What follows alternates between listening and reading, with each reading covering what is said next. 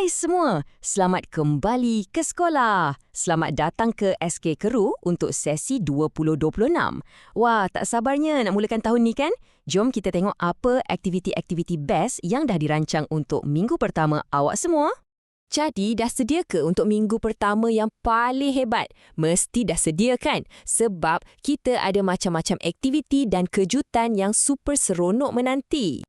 Minggu ni, kita akan penuhkan dengan gelak tawa, kita akan cari kawan-kawan baru dan kita akan lalui macam-macam pengembaraan yang best. Paling penting, kita nak mulakan tahun ni dengan gembira dan teruja.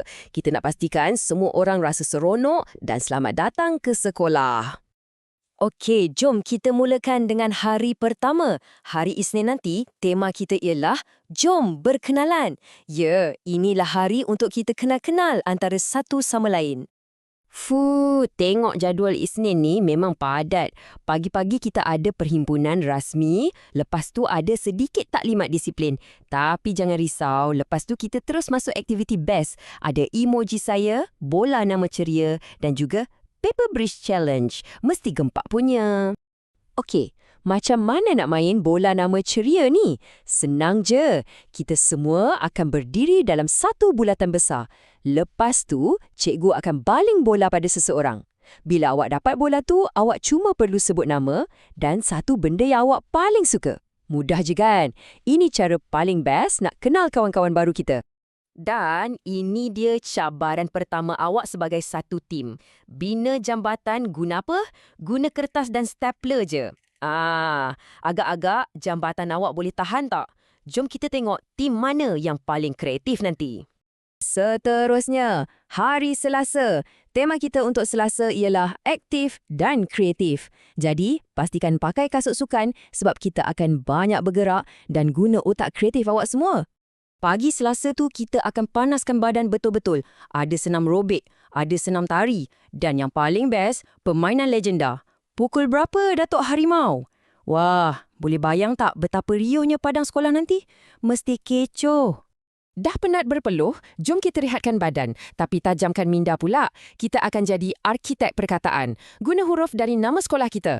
SKK, SKRU. Berapa banyak perkataan awak boleh bina? Mencabar ni. Macam, rasa tu cabar tak? Dah bersedia untuk lagi banyak aktiviti berkumpulan yang guna kuasa perkataan? Mestilah dah sedia kan? Sebab lepas ni, kita akan selesaikan teka silang kata, tapi bukan yang biasa-biasa. Ini teka silang kata gergasi. Dan kita akan pergi Giant Word Hunt. Yang penting, kena bekerjasama dalam kumpulan. Barulah boleh menang.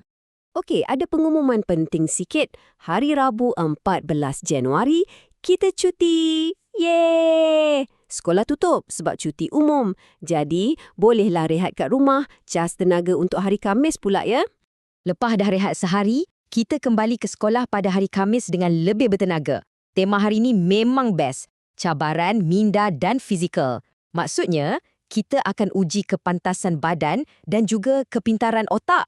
Jadi, untuk hari Khamis, bersiap sedia untuk bola beracun, sukaneka yang macam-macam jenis, permainan teka anggaran dan juga ada satu teka-teki matematik yang istimewa. Memang meriahlah hari Khamis ni.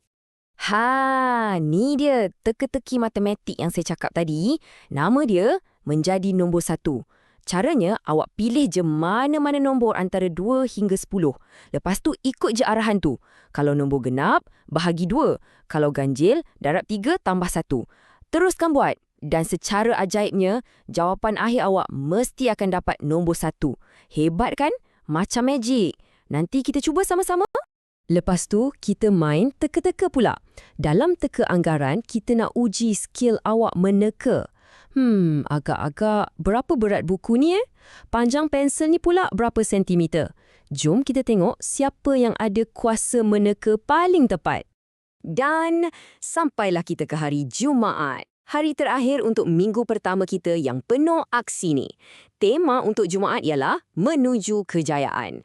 Hari ini kita akan raikan permulaan yang hebat ni dan bersedia untuk 1 tahun yang gilang gemilang. Untuk hari Jumaat, kita akan mulakan pagi dengan santapan rohani untuk menenangkan jiwa. Lepas tu ada aktiviti kebudayaan sikit. Kemuncaknya, kita ada majlis penutupan untuk meraihkan minggu orientasi kita.